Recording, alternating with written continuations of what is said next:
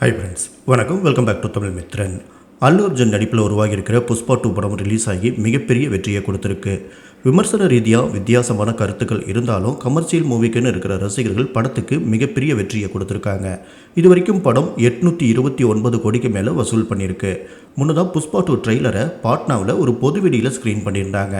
அப்போது லட்சக்கணக்கான ரசிகர்கள் அங்கே குவிஞ்சி பெரிய அரசியல் மாநாடு மாதிரியே கூட்டம் சேர்ந்துருச்சு. அதுக்கப்புறமா யூடியூப்பில் வெளியான ட்ரெய்லர் 24 மணி நேரத்தில் 102 மில்லியன் பார்வைகளை கடந்து மிகப்பெரிய சாதனையை படைச்சிருக்கு. இந்த நிலையில் நடிகர் சித்தார்த் ரீசெண்டாக கொடுத்திருக்கிற ஒரு இன்டர்வியூவில் படம் பற்றி கடுமையான ஒப்பீனியனை ஷேர் பண்ணியிருக்காரு. அவர் என்ன சொல்லியிருக்காரு அப்படின்னா, அதெல்லாம் ஒரு மார்க்கெட்டிங் ஸ்ட்ராட்டஜி தான். இந்தியாவில் கூட்டம் கூட்டுறதெல்லாம் ஒரு பெரிய பிரச்சனையே கிடையாது.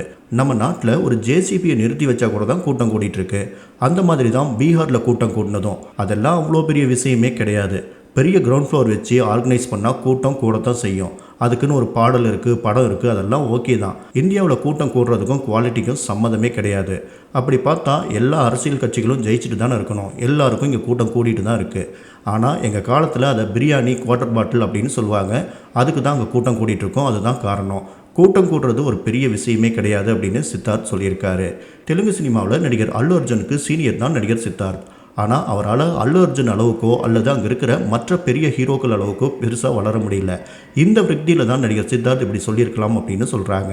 மேலும் சித்தார்த் கமல்ஹாசன் நடித்த இந்தியன் 2 படத்துக்கு அவங்க நாடு முழுசும் போய் எக்கச்சக்கமாக விளம்பரம் பண்ணியிருந்தாங்க. ஆனால் அந்த படம் எதிர்பார்த்த அளவுக்கு வெற்றி பெறலை. ஆனால் ஒரு கடத்தல்காரனை கொண்டாடுற ஒரு கதைக்கு மக்கள் இவ்வளோ இம்பார்ட்டன்ட் தராங்களே அப்படிங்கிற கடுப்பில் தான் இப்படி பேசிகிட்டு இருக்காரு அப்படின்னு சொல்லிட்டு இருக்காங்க.